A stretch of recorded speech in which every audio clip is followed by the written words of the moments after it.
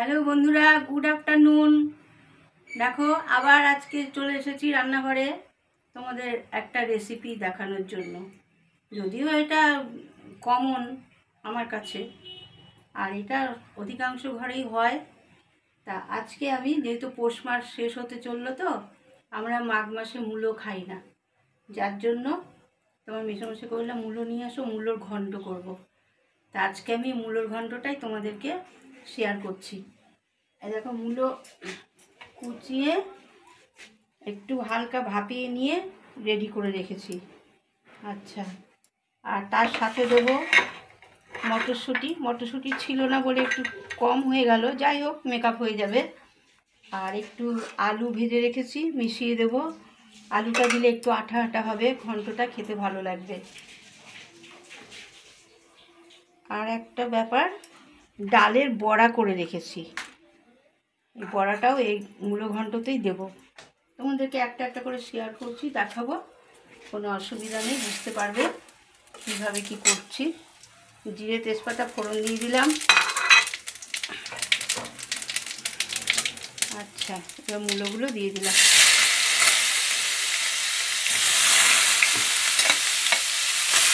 এই শীতকালে মূলো ঘন্টটা খেতে ভালো লাগে।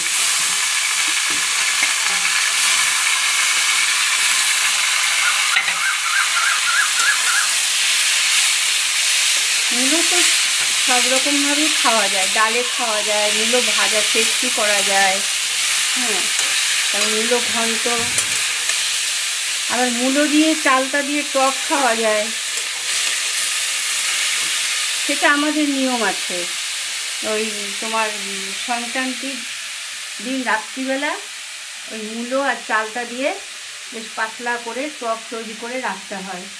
পরের দিন সকালে স্নান টান করে পুজো দিয়ে তারপর তুমি ওইটা জল খাবারের সঙ্গে কাপড়ি হোক বাটিতে হোক খানিকটা করে নিয়ে চুনি দিয়ে খেতে হয়।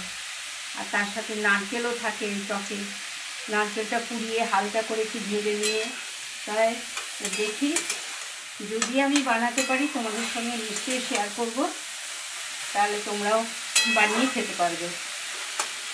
এখানে সেরকম মূলো পাওয়া যায় না, জানো তো, কলকাতার সাইডে বেশ বড় বড় লাল লাল মূলো ওঠে, এখানে মূলোগুলো ঠিক মনের মতন হয় না। যাই হোক, নিয়ম মতন করতে হবে, এটাই আর কি। আচ্ছা, এই দেখো, মূলোতে বেশি ভাজার প্রয়োজন হয় না, একটুখানি নাড়াচাড়া করে নিয়ে এবারে মশলাটা দেবো। এখানে দেখো আদা, লঙ্কা, ধনে গুঁড়ো, জিরে গুঁড়ো সব 1 চামচ করে দিয়ে পেস্ট করে নিয়েছি। এই মশলাটা দিয়ে দিলাম।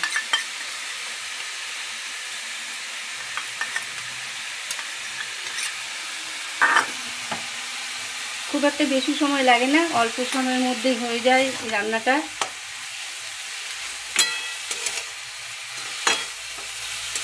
মশলাটা একটু ভাজা ভাজা করব।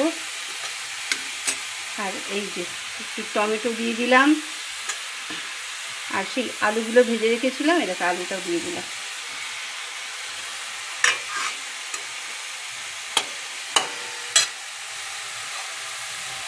দেখো, আর এই যে মটরশুঁটি, আলু টমেটো মটরশুঁটি সব একসঙ্গে দেওয়া হলো।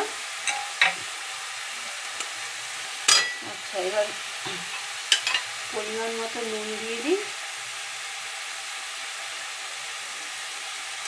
এই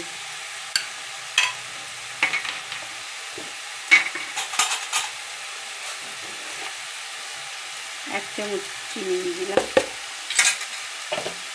একটু মিষ্টি না হলে খেতে ভালো লাগবে না।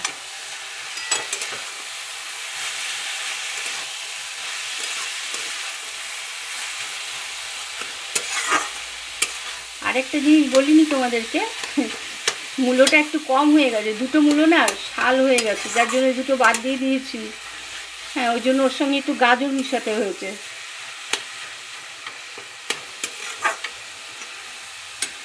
গাজর দিয়ে বাড়িয়ে নিয়েছি, বুঝতে পারছো।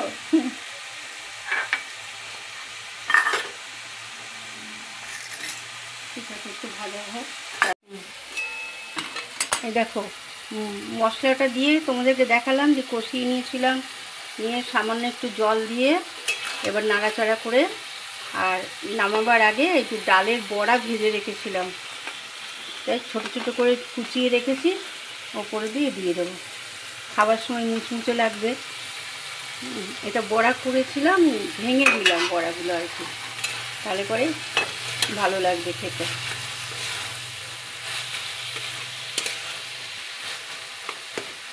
আলু তো সিদ্ধ করাই ছিল, কোনো ব্যাপার নেই, মটরশুঁটিও সিদ্ধ হয়ে গেছে।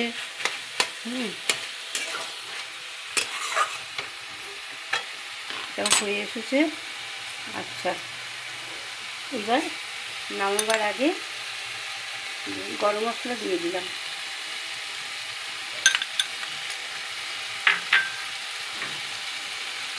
আর 1 চামচ ঘি।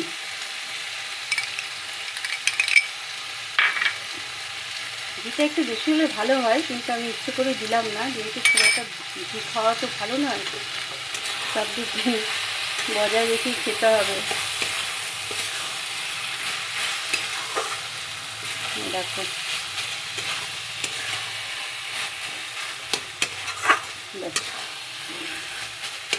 এটা একটু ভাজা হলে পরে বেশ সুন্দর একটা গন্ধ বেরোবে, তখন নামিয়ে নিতে হবে।